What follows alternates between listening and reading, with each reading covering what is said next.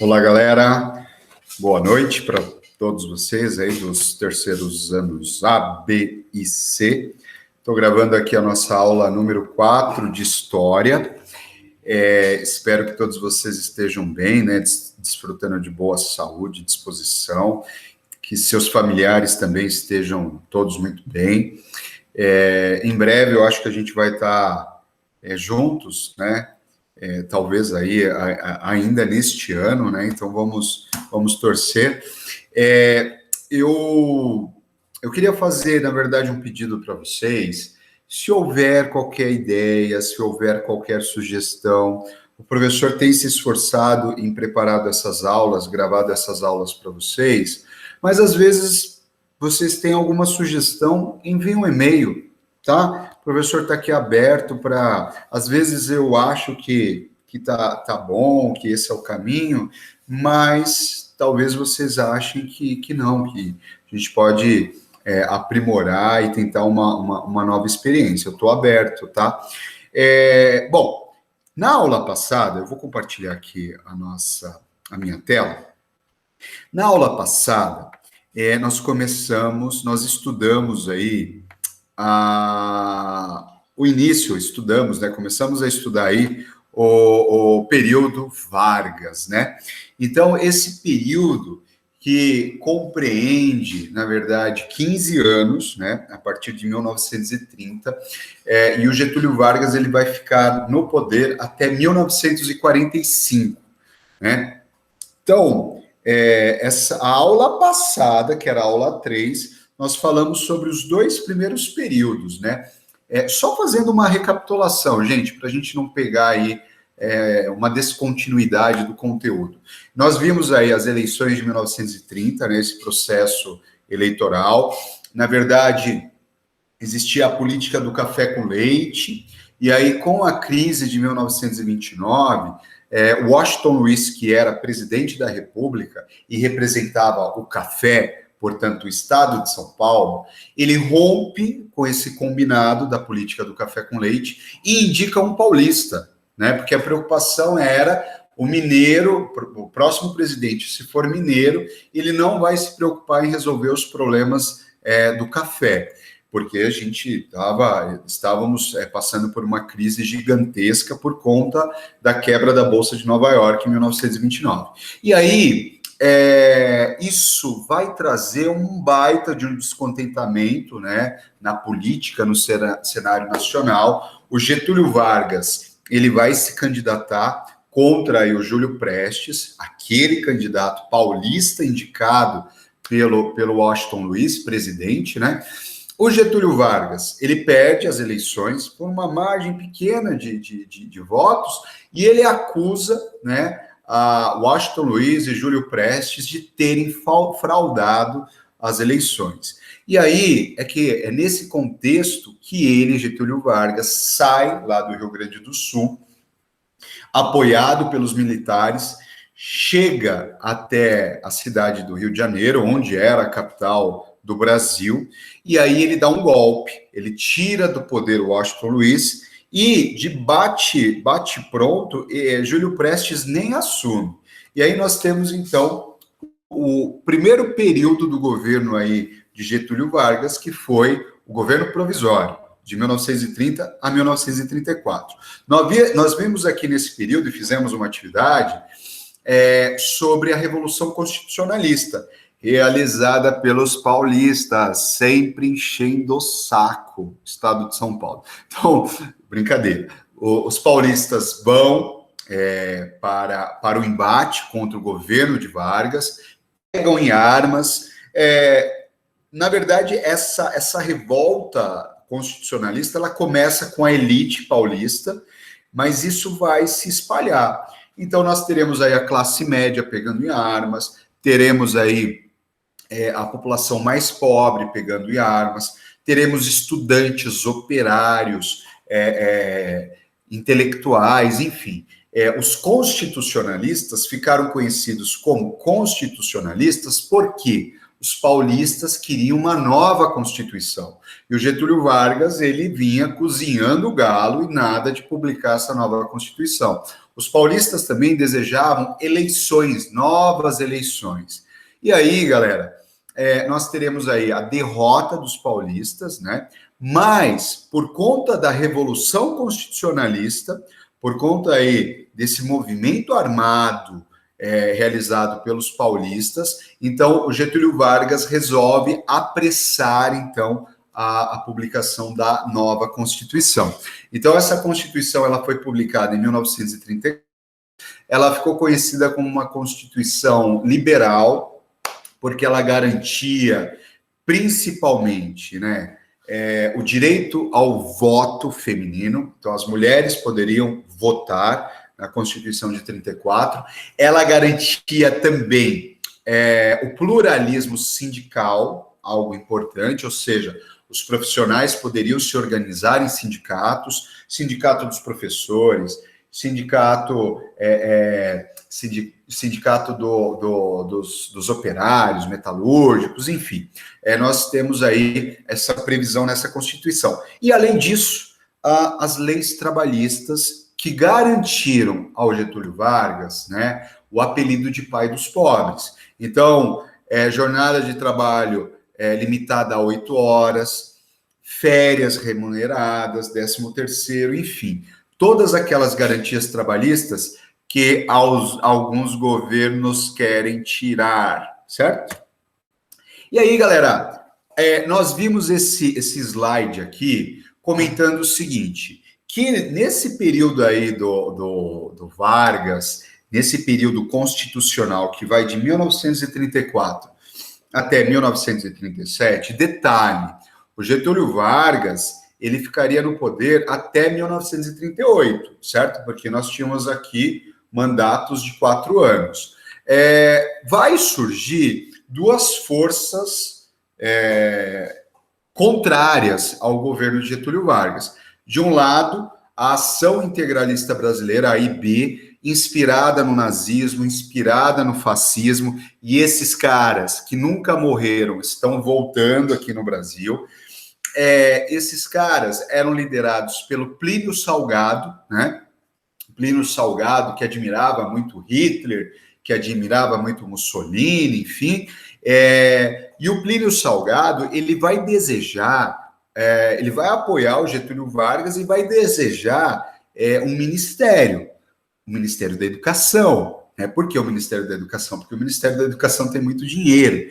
E o Plínio Salgado vai receber um não do Getúlio Vargas, e aí qual que vai ser o resultado? O Plínio Salgado, integralista, fascista, de extrema direita, ele assume, então, um racha com o Getúlio Vargas. E aí o Plínio Salgado, ele vai se lançar à presidência em 1937, eleições que aconteceriam em 1938.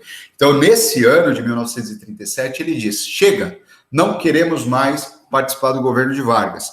Eu serei o eleito da direita, eu serei o eleito pelo povo. Então, o Plínio Salgado vai disputar eleições.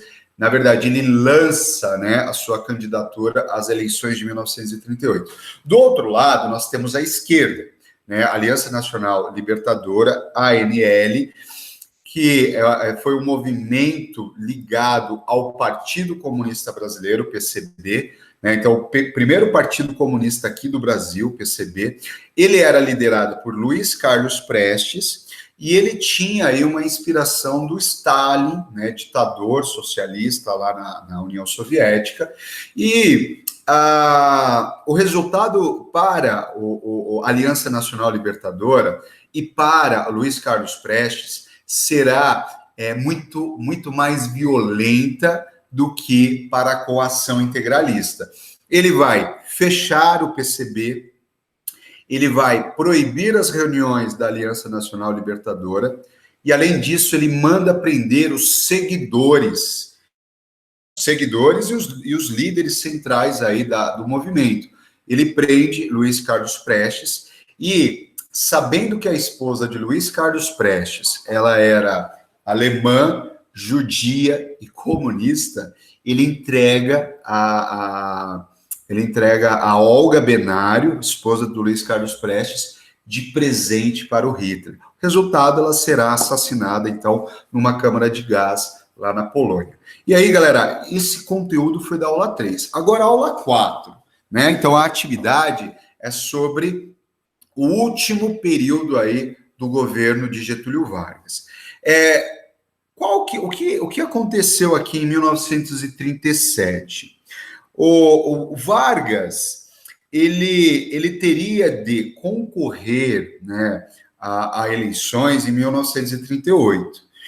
Ele percebeu, na verdade, que essa eleição ela corria riscos, né? Ele poderia perder as próximas eleições. E qual que vai ser a sacada? Ele vai inventar uma história dizendo de um suposto plano, chamado Plano Cohen, que seria uma suposta revolução comunista. E aí isso vai servir como pretexto para o golpe de 1937. Então, Getúlio Vargas, ele dá um golpe no dia 10 de novembro de 1937 e anuncia em rede nacional, através do rádio, porque não existia TV, era o rádio, o meio de comunicação aí de grande massa, e ele anuncia que estava sendo criado o Estado Novo, né? Então, ele vai cancelar a Constituição de 1934 e ele vai criar uma nova Constituição em 1937. E ele, o Getúlio Vargas, ele vai assumir uma condição de ditador. Ele vai assumir, então, uma postura ditatorial. Essa Constituição de 1937, ela ficou conhecida como Constituição Polaca, porque ela era baseada na Constituição autoritária lá da Polônia, né? Então, nós temos aqui, por exemplo, na nossa Constituição outorgada, ou seja, imposta ao povo, um caráter autoritário, onde os indivíduos, nós, cidadãos, havíamos perdido nossa liberdade, nossa individualidade. Existiria eleições indiretas para presidente. O mandato do presidente seria de 6 anos, né? Uma outra característica, intervenção do governo federal nos governos estaduais e municipais. Ele incluiu nessa Constituição a pena de morte. Então, o Brasil já teve, sim, pena de morte na Constituição aí de 1937, e ele excluiu o direito à greve para os trabalhadores. Então, não pode mais ter sindicalismo. O sindicalismo que vai surgir é um sindicalismo inspirado lá na experiência italiana com Mussolini, né? Um sindicato que é controlado pelo Estado. Então, essa é a Constituição outorgada em 1937. De 1937 até 1945, quando Getúlio Vargas cai, nós teremos, então, esse período de ditadura varguista, certo? Ele vai criar, por exemplo, um departamento para controlar a propaganda, a publicidade, o jornalismo. Então, esse departamento se chamou Departamento de Imprensa e Propaganda, o DIP. Foi criado em 1939, certo? Com qual objetivo?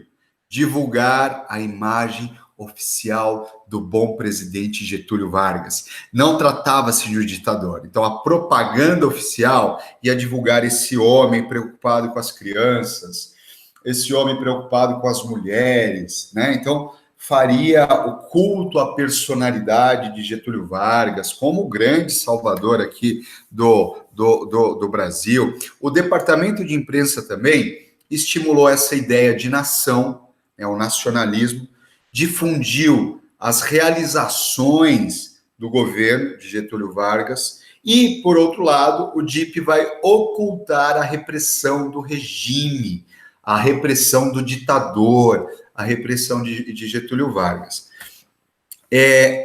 Aqui nesse período aí, entre 1930 e 1940, esse período que nós estamos estudando, a sociedade, ela recebia toda essa propaganda do governo por meio do rádio. Então, o rádio, ele foi fundamental para os políticos, para a sociedade em geral aqui no Brasil, a partir aí da década de 30 e 40. Nós não tínhamos TV. TV só vai chegar aqui lá na década de 50. Então, os meios de comunicação eram justamente aí o rádio. O rádio assume, então, um papel importante de divulgação da política de Getúlio Vargas, né? Ele, por exemplo, vai criar a Voz do Brasil, que dura até hoje. Então a gente está lá escutando uma musiquinha no carro ou em casa, de repente tem lá, né, o Guarani, surge aquela música instrumental, e aí a Voz do Brasil. Na verdade, isso foi criado por Getúlio Vargas. E essa criação tinha um objetivo fundamental de falar para o público todas as conquistas do governo, combater possíveis jornalistas, né, que tentavam falar mal do governo, enfim. O rádio será difusor de novos padrões artísticos e culturais. É aqui que surgirá, por exemplo, as novelas, né, as radionovelas, é aqui que surgirá o teatro de rádio, né, as propagandas de produtos, né? Então, o rádio vai assumir esse difusor de um novo padrão cultural brasileiro. Isso também, o rádio também trouxe as rádios. Aqui, ó, eu destaquei aqui embaixo: as radionovelas e radioteatros, noticiários, programas esportivos, né? Você que gosta aí de um futebol, que adora assistir programas de futebol, é aqui que começa no rádio os programas esportivos e programas de auditório, né? Os programas que a gente conhece hoje, tipo Silvio Santos, Faustão, Xuxa, sei lá, esses apresentadores que estão aí, todos esses programas, eles eram realizados no rádio, né? Então, nós tínhamos programas de auditório sendo transmitidos por meio do rádio. E aí, galera, além do rádio, ele terá um apoio muito forte nisso. O Estado Novo, esse momento aí ditatorial do Getúlio Vargas, ele vai aproveitar para construir uma ideia de identidade nacional.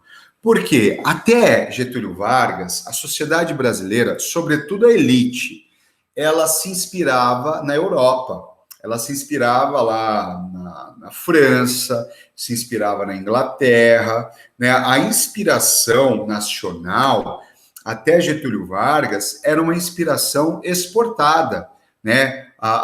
Sobretudo a elite, ela trazia o comportamento europeu para dentro do Brasil, né? Aí o Getúlio Vargas, por meio da sua ditadura, ele vai começar a trabalhar, a construir essa ideia de brasilidade, esse sentimento de pertencimento ao Brasil. Então, olhem só, ele vai incentivar financeiramente artistas. Então, nós teremos artistas como Carmen Miranda, artistas que vão produzir músicas voltadas para enaltecer o povo brasileiro, né? Então, ele vai financiar diretamente artistas com o objetivo de nacionalizar, de criar nossa própria cultura, certo? Por quê? Ele tinha esse objetivo aqui, ó, de trabalhar uma ideia de brasilidade, né? Ele vai difundir valores como a dignidade do trabalho, como a obediência civil, como a ordem social, a estabilidade. Ele vai criar, no governo de Getúlio Vargas, que criará a tal da educação moral e cívica, né, que muitos ainda buscam, falam, nossa, naquele período nós tínhamos educação moral e cívica, mas qual que era o objetivo? O objetivo era justamente criar esse espírito de massa, sobretudo um espírito voltado para o trabalho e para a obediência, nada de protestos, né? Com o objetivo de construir essa identidade nacional. É nesse período, por exemplo, que o Getúlio Vargas vai dizer: o futebol, tá aqui, ó, uma gorduchinha, né? Uma chuteira, que o futebol é a marca, é uma identidade nossa, é nacional. Ele vai dizer que a feijoada, né? Ele é um patrimônio brasileiro, é nosso. É no governo de Getúlio Vargas que ele vai tornar a capoeira na verdade, é um símbolo do que é ser brasileiro. Capoeira, que diga-se de passagem, era uma atividade física proibida no Brasil, porque estava associado aí aos negros, estava associado à escravidão, né, colonial aqui no Brasil. Então, Getúlio Vargas ele vai fazer um esforço de criar essa identidade nacional, mas com dois objetivos: orientar a população, o povo, para o trabalho e garantir que esse povo se tornasse, né, obediente, que não houvesse desobediência civil, que não houvessem protestos. E aí, olhem só, para encerrar, galerinha, professor, como que acaba, então, o Estado Novo? O fim do Estado Novo, ele acontece com o fim da Segunda Guerra Mundial, mas é importante destacar: o Getúlio Vargas, ele se correspondia com o Hitler e com o Mussolini. Existia aí uma ligação e uma admiração por parte do Vargas em relação a esses governantes autoritários e déspotas, né, lá na Europa. Existia um apreço. Inclusive o Hitler envia um Fusca de presente para o Getúlio Vargas. Existem provas documentais que eles se correspondiam por carta, enfim. Havia, tudo indicava que quando eclode a Segunda Guerra Mundial, em 1939, o Brasil entraria para a guerra apoiando o Hitler e o Mussolini. Só que os Estados Unidos, ele chega na frente e ele promete para o Getúlio Vargas muita grana para instalar a indústria siderúrgica aqui no Brasil. E aí o Getúlio Vargas vai, então ele fala: não, quem pagar mais eu vou. Aí o Getúlio Vargas, então, ele apoia a Segunda Guerra, dentro da Segunda Guerra Mundial, ele vai apoiar os aliados. Inclusive, vai enviar a famosa tropa expedicionária, né, os pracinhas, para combater os fascistas e os nazistas lá na Itália. Então, aqui começa a Segunda Guerra Mundial. 1939, então, temos o início da guerra. Em 1942, o Brasil resolve, então, apoiar os aliados, ou seja, apoiar Estados Unidos, França Inglaterra e União Soviética contra a Alemanha de Hitler, Itália de Mussolini e Japão de Hirohito. O resultado da guerra será, então, a vitória dos aliados. Então, os aliados, eles vencem, né? Então, aqui eu coloquei até duas imagens, né? A explosão da bomba na cidade de Hiroshima e a segunda bomba em Nagasaki. Então, o Japão é destruído. Hitler havia se matado, ele se mata e a sua esposa, a sua companheira, também se mata.